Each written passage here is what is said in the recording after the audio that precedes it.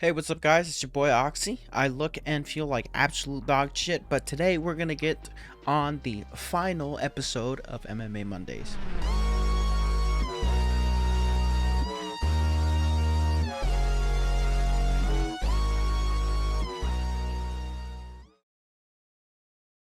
So, who are the top 5 greatest of all time in the sport of MMA? My list is pretty damn simple.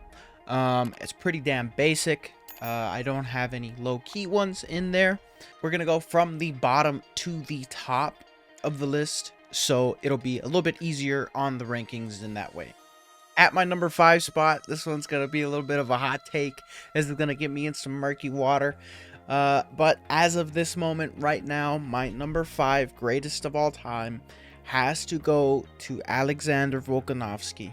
Honestly, I think what he has done in the sport so far has been nothing but amazing, and I think the fact that with every single performance, it looks like he's been improving on everything that he has done, going against and arguably and controversially losing to one of the greatest lightweights of all time in Islam Makhachev. I know you guys don't want to hear that, but I mean, come on, his track record so far, it's putting him up there to be one of the greatest, second in skill only to Khabib Nurmagomedov, and having that be absolutely competitive, completely outclassing one of the best strikers in Max Holloway. I think aiming for the double champ status is just wild, and I think if he gets it done, it'll definitely cement his place into the top 5 GOATs. This one is going to get me into some hot water, but at number 4, I have Anderson Silva.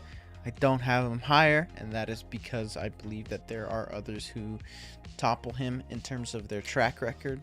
I think Anderson Silva's reign as the middleweight champion is absolutely phenomenal. Was a fantastic competitor. I don't think there's much to be said about Anderson Silva.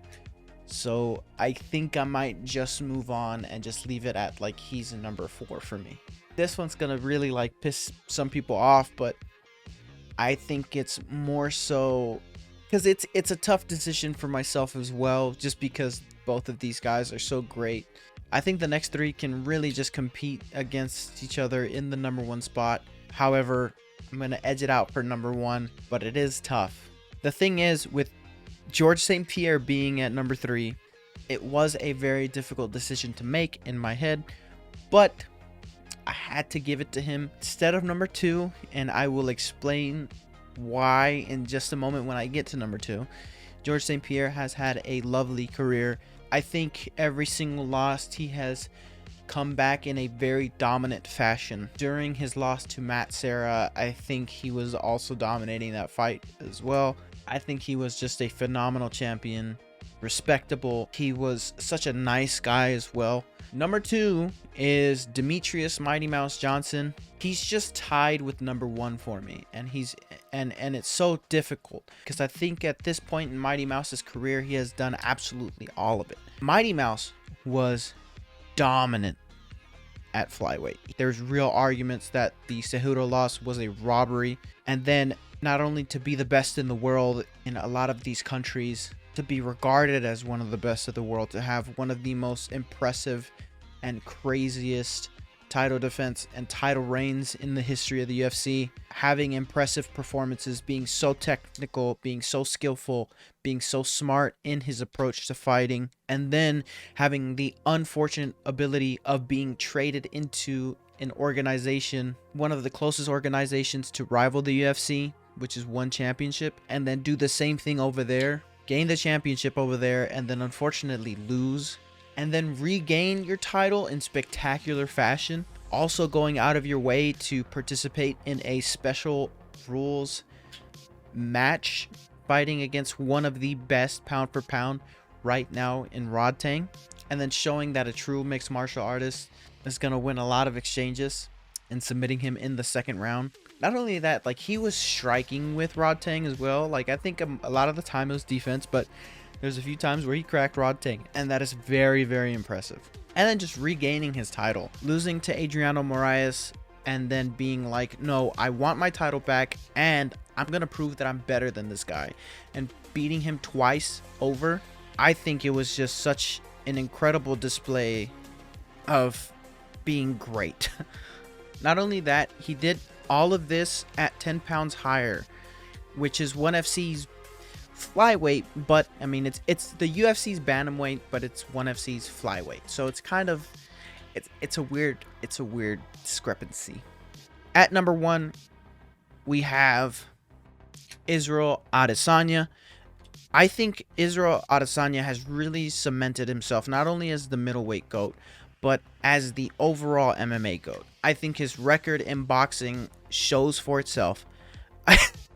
Yeah, I went on that little tangent. I hope I got you guys. Of course, it's fucking John Jones. All right, John Jones is the greatest of all time. The reason why it's like tied, even though like Demetrius has more skill and talent than John Jones has, I just think John Jones is in tougher divisions than Mighty Mouse because of the risk of getting knocked out and just like the dangers that heavier weights possess. John Jones has to be defensively impeccable at, during a lot of times. And so that's kind of the reason why I choose him over, anybody else. I think what would have like really cemented his place would be beating Francis. However, I do think Stipe is a great second to cement his place as like the greatest of all time. Heavyweight, of course, is described as the baddest man on the planet, and John Jones is the baddest man on the planet. I read somewhere in an article, I don't know if this is true or not, but I heard that by today's USADA like standards and testing for drug use and cheating, I think that his past offenses are actually cleared in today's standards and regulations. And as you know, MMA back then was so taboo and so brand new that we had a lot of bullshit rules. I mean, they're now just getting rid of the 12-6 elbow. And if they do that, that means that the no contest or disqualification loss on John Jones's record should be turned into a no contest or a win.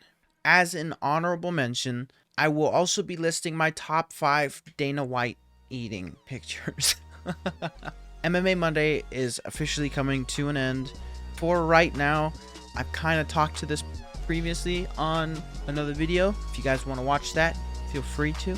To summarize it, I'm kind of just going with what my audience wants and what I personally like doing. Gaming content on Mondays and then commentary on Fridays. This is the last of MMA Mondays. If you guys tuned in and enjoyed the videos, thank you so much. Thank you guys so much for listening to me ramble in these past, like, I don't know, like 10 videos. I'm back from vacation, so, we're all good. Thank you guys so much.